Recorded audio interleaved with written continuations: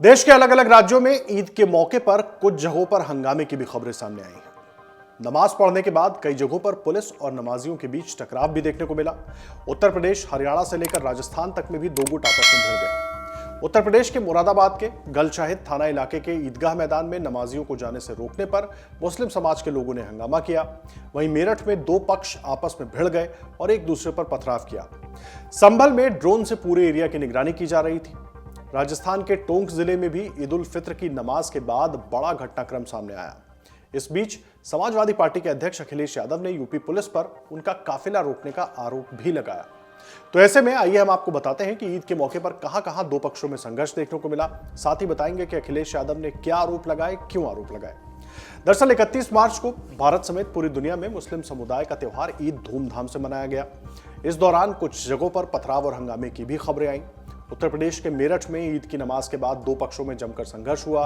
यहां सिवाल खास में नमाज के बाद मुस्लिमों के दो पक्षों में फायरिंग और पथराव की भी खबरें रहीं। संघर्ष में 6 से ज्यादा लोग घायल हुए।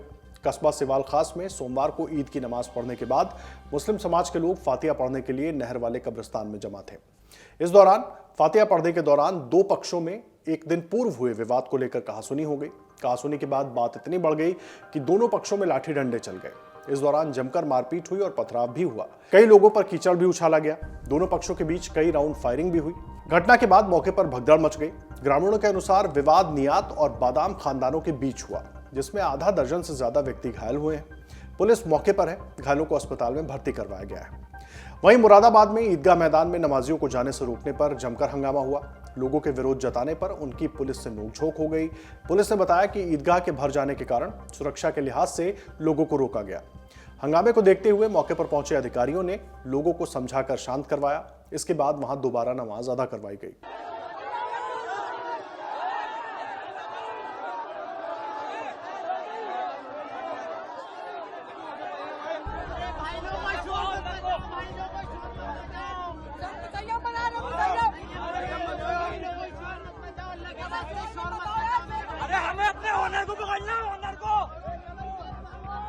एसएसपी समेत बाकी वरिष्ठ अधिकारियों ने पूरे मामले का जायजा भी लिया। सुरक्षा को देखते हुए सड़क से लेकर छत तक पुलिसकर्मियों को तैनात किया गया। प्रशासन ने लोगों से शांति बनाए रखने की अपील भी की।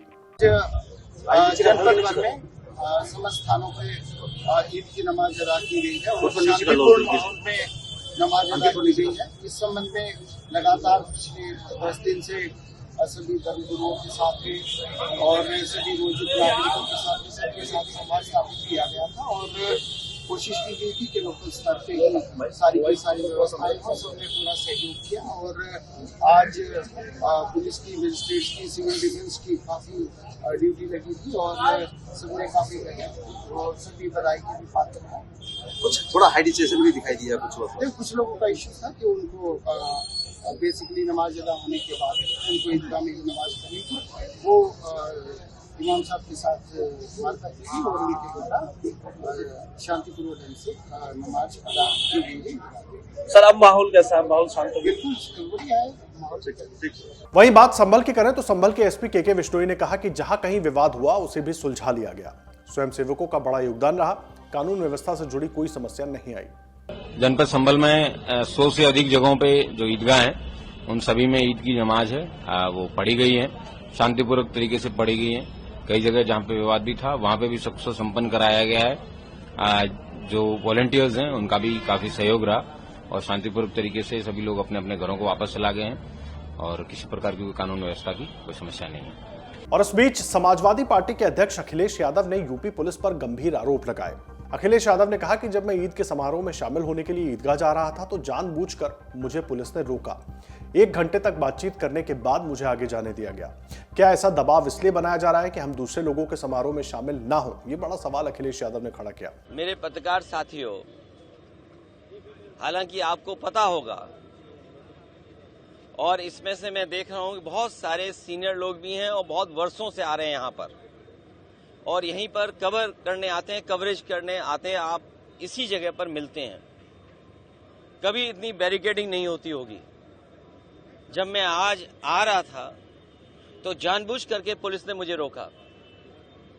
मैंने जानना चाहा कि भाई क्यों नहीं जाने दे रहे हो। पूरी बैरिकेडिंग लगा करके मुझे आधे घंटे जब बात की तब जाने दिया बड़ी मुश्किल से, और एक गाड़ी जाने दी। और जब जानना चाहा मैंने कि आखिरकार क्यों ऐसा किया जा रहा है, तो किसी अधिकारी के पास जवाब नहीं था। आखिरकार इसको मैं क्या मानूं, क्या समझूं? इसको मैं तानाशाही समझूं, मैं इसको इमरजेंसी समझूं, मैं इस बात को ये समझूं कि ऐसा दबाव बनाना चाहते हैं, डराना चाहते हैं, धमकाना चाहते हैं कि दूसरे के धर्मों में शामिल ना हो, दूसरों के कार्यक्रम में शामिल ना हो। कम से कम मुझे ये बताओ, मैं जाने कितने वर्षों से यहाँ आ रहा हूँ। मुझे याद है नेताजी मुझे पहली बार लेकर के आए थे, उस दिन से आज तक लगातार आ रहा हूँ, लेकिन ऐसी बैरिकेडिंग कभी नहीं देखी। और बैरिकेडिंग इसलिए की जा रही थी कि लोग त्योहार न मना पाएं, और जो अपनी धर्म की मान्यताएं हैं, धर्म की जो परंपराएं हैं, वो भी न मान पाएं। तो सबसे बड़ा खतरा लोकतंत्र को है, संविधान को है।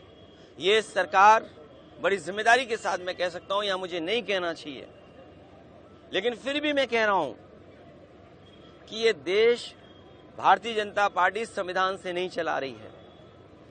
वहीं बीजेपी के सांसद रवि किशन ने कहा कि देश और प्रदेश कानून के मुताबिक चल रहा है। ये बात सभी लोग जाने कि उत्तर प्रदेश कानून के हिसाब से ही चलेगा। सभी को कानून से चलना है, संविधान ही सर्वोपरि है।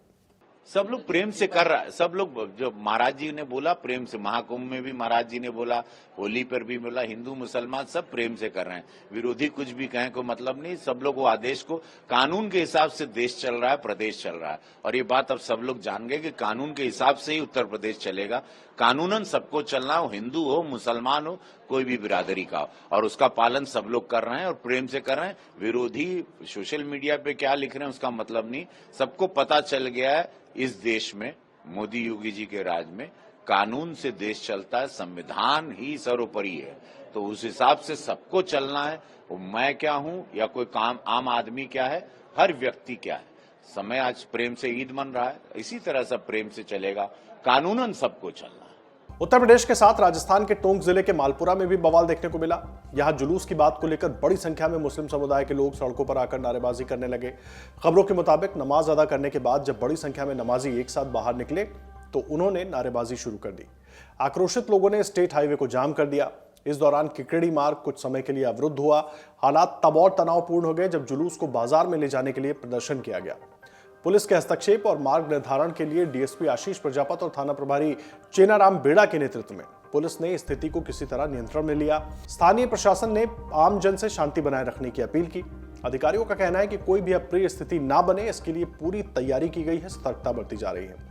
पुलिस के अनुसार स्थिति अब नियंत्रण में है और किसी भी तरह की अफवाहों पर ध्यान न देने की सलाह दी गई है। अगर आप ये वीडियो YouTube पर देख रहे हैं तो हमारे चैनल को सब्सक्राइब कर बेल आइकन दबाएं, और Facebook पर देख रहे हैं तो हमारे पेज को लाइक करें। 8 मिलियन प्लस सब्सक्राइबर, आपके इस भरोसे के लिए बहुत धन्यवाद।